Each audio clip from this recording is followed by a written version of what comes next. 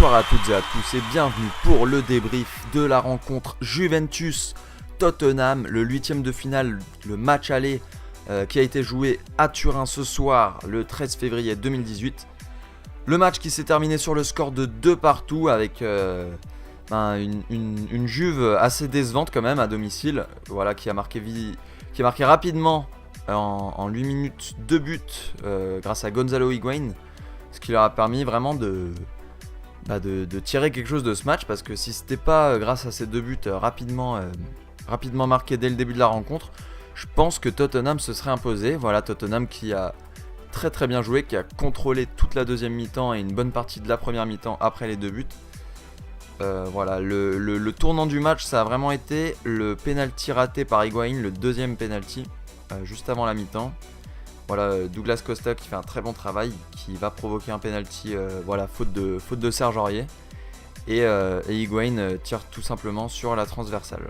Donc voilà, c'est un match aller plutôt favorable aux Spurs, puisqu'ils repartent avec un match nul, 2 buts à l'extérieur face à la Juve. Donc marquer 2 buts à la Juve, faut quand même le faire.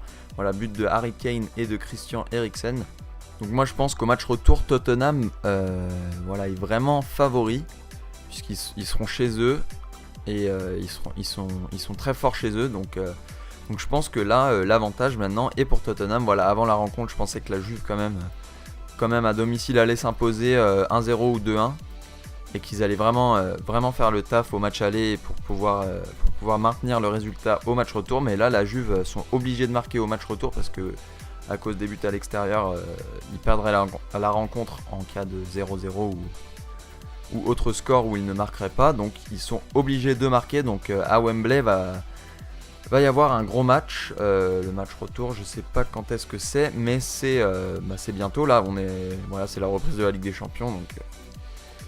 Donc c'est super quoi. Voilà, le match qui se termine quand même avec 66% de possession pour Tottenham. Voilà, Tottenham qui a vraiment dominé l'ensemble du match. Voilà, alors le premier but d'Higuaín, il est hors jeu. Voilà, toujours quelques erreurs d'arbitrage quand même qui coûtent dans ces Ligues des Champions. On se rappelle des matchs Bayern-Real l'année dernière, avec toutes les décisions arbitrales très très très très justes. Donc là, le premier but d'Higuaín, donc le but, c'est un coup franc de Pjanic qui centre de façon un peu excentrée sur Higuaín, et qui fait une magnifique reprise de volée en première intention. Voilà, Lloris est battu. Et le deuxième but, c'est tout simplement un penalty. Le penalty est provoqué par Bernardeschi. Voilà, et Higuaín qui réussit à battre Hugo Lloris, même s'il plonge du bon côté. Et puis à la 35e minute, Harry Kane va réussir à inscrire un but où il dépasse Buffon qui sort pourtant vite de sa cage, mais Kane qui anticipe bien la sortie de Buffon, qui le contourne et qui marque dans le but vide. Donc voilà, après comme je vous ai dit, le coup franc d'Higuaín, juste avant la mi-temps, ça a vraiment été le tournant du match. Voilà, s'il l'avait marqué, il y aurait eu 3-1 à la pause pour la Juve, et là je pense que ça n'aurait pas été le même match, parce que du coup là, la Juve aurait été encore plus défensive, je pense, et Tottenham aurait eu beaucoup de mal. La Juve a quand même continué à défendre toute la deuxième mi-temps, mais Tottenham a réussi à se procurer quelques occasions, mais sans être vraiment trop dangereux. Et grâce à Eriksen sur coup franc, un coup franc ras de terre puissant de la part du milieu offensif danois de Tottenham, a permis aux Spurs de recoller au score, et la rencontre s'est terminée 2-2 donc pour ce match aller entre la Juve et Tottenham. On va maintenant passer aux notes des joueurs. On va commencer par la Juve. Buffon, je lui ai mis un 5 sur 10 parce que voilà, il a pas fait grand chose d'extraordinaire. Il a fait un bon arrêt sur une tête d'Harry Kane en tout début de rencontre, et après il avait pas grand chose à faire non plus, mais il a pas fait grand chose d'extraordinaire. Voilà, le seul truc que je lui reproche, c'est sur le but d'Eriksen. Il aurait peut-être pu être mieux placé et anticiper cette frappe. Donc Eriksen qui n'a pas frappé côté mur, mais côté gardien. Donc fort côté gardien, et Buffon avait anticipé qu'il frappe au-dessus du mur, donc il s'est fait prendre à contre-pied sur ce coup-là. De Sciglio, pareil, j'ai mis 5 sur 10 parce que il a rien montré d'extraordinaire. Voilà, il a fait un match assez médiocre. Je vais pas trop m'étaler sur lui. Benassia, je lui ai mis 4 sur 10 parce que voilà, franchement avec Chiellini, pourtant c'est voilà, en 2018, il ne s'était pas pris de but à domicile encore, et là ils s'en prennent 2, donc Chiellini et Benassia, je leur ai mis tous les deux un 4 sur 10. En plus Benassia s'est pris un carton jaune et il me semble n'a pas été loin du rouge. Il a commis quelques fautes après, il me semble. Alexandro, j'ai mis 5 sur 10, comme De Sciglio. Voilà, Alexandro, il a fait quelques montées intéressantes quand même. Voilà, on pourrait plus stater un 5,5 sur 10, mais voilà, pareil, il a pas trop assuré sur le plan défensif, et c'est un peu ce qu'on lui demande à la base. Après, offensivement, il a amené quelques trucs, mais il n'a pas non plus été super dangereux. Khedira, je lui ai mis un 2 sur 10, parce que Khedira, il était totalement absent. Voilà, il est sorti à la 60e, il a rien montré, il a touché 13 ballons, je crois.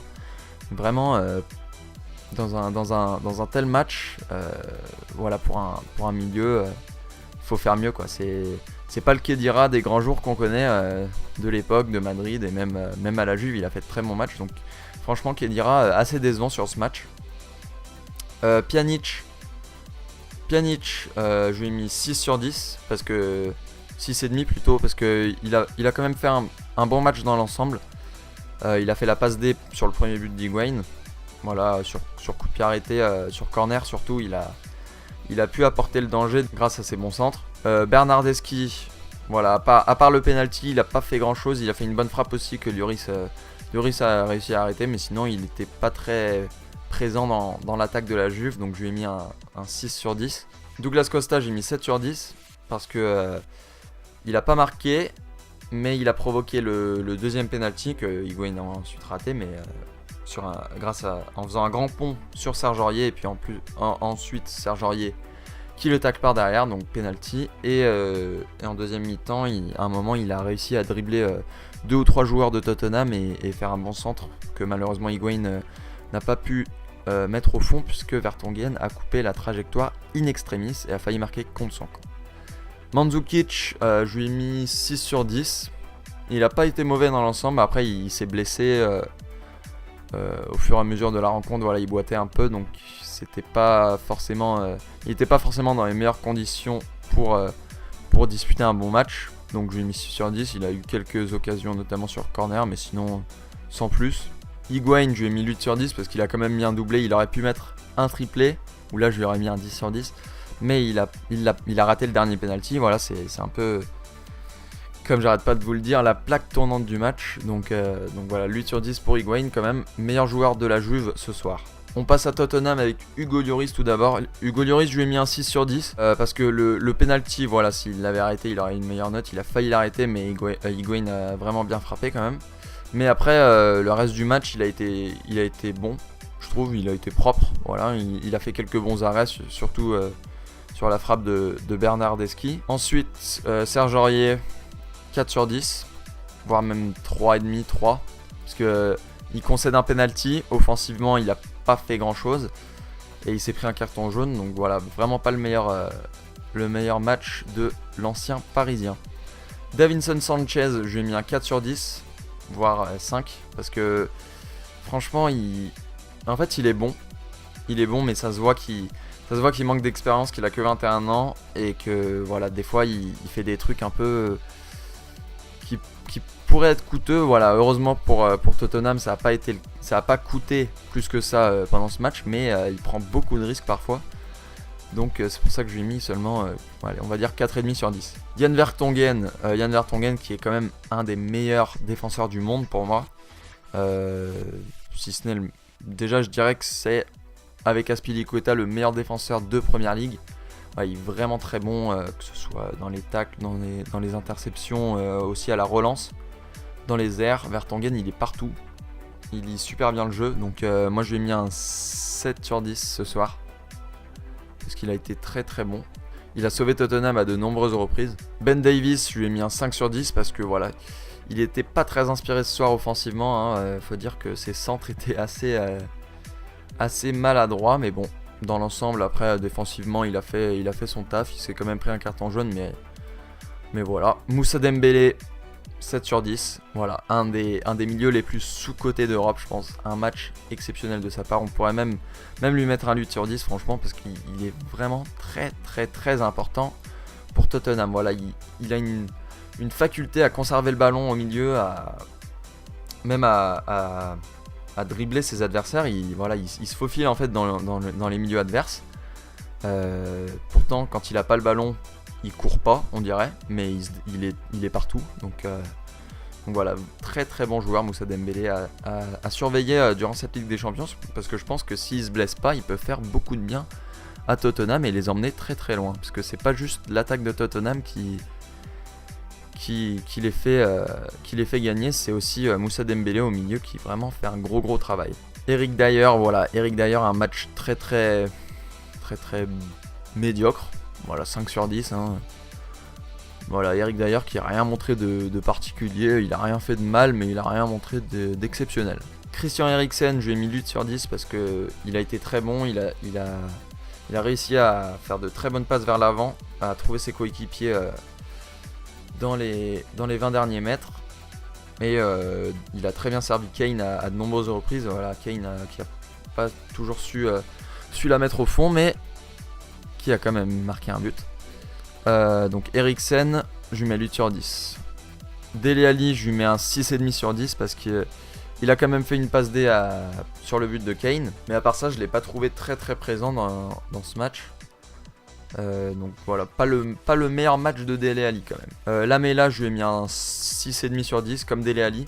Alors Lamela qui était un peu plus présent dans l'attaque que Dele Alli, mais qui a pas fait des jeux. Il a rien fait d'extraordinaire dans l'attaque, il a pas créé beaucoup d'occasions.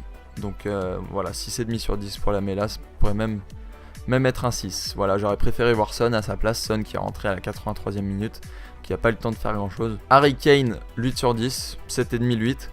Voilà, il était un peu esselé en attaque, il a pas eu trop de service. Voilà, Eriksen c'est le seul qui arrivait vraiment à le trouver, après Dele Alli est parvenu à le trouver une fois et c'était la bonne. Donc Kane qui a quand même inscrit un but, le but qui a permis à Tottenham d'y croire, on va dire ça comme ça, d'avoir de l'espoir. Bon, après il y a toujours un match retour, mais c'est ce qui a relancé Tottenham dans cette rencontre. Et voilà, ce sera tout pour ce match de Ligue des Champions, ce premier match de Ligue des Champions. Demain je vous retrouve pour le débrief et les réactions concernant 2 matchs, donc les 2 matchs du jour qui sont Porto-Liverpool et Real Madrid-Paris Saint-Germain. Voilà, 2 grosses rencontres. Donc pour moi, bien sûr, la rencontre la plus importante, c'est pas Real PSG, parce que voilà, je suis supporter de Liverpool. Donc pour moi, la rencontre la plus importante, c'est Porto-Liverpool. Une rencontre qui va être très très intéressante avec beaucoup de buts, je pense. Après, je vais regarder les 2 matchs, donc je vais vous débriefer les 2 matchs. Voilà, Real PSG. Real PSG, je vois une victoire du Real au match aller. Voilà, avec un PSG qui est quand même pas très convaincant, qui pourra peut-être se rattraper au match retour à Paris. Après, concernant Porto-Liverpool, je pense que ce sera soit une victoire de Liverpool ou un match nul, mais en tout cas, il y aura plus de 4 buts, je pense. Voilà, après, j'espère qu'on va pas refaire comme contre Séville, 3-0 à la mi-temps et 3-3 score final, mais bon. Voilà, on garde un peu de suspense pour demain. Moi je vous dis à la prochaine, à demain du coup, pour débriefer d'autres matchs. Voilà, n'oubliez pas de Saint-Valentin, que de la Ligue des Champions. Et moi je vous dis à demain.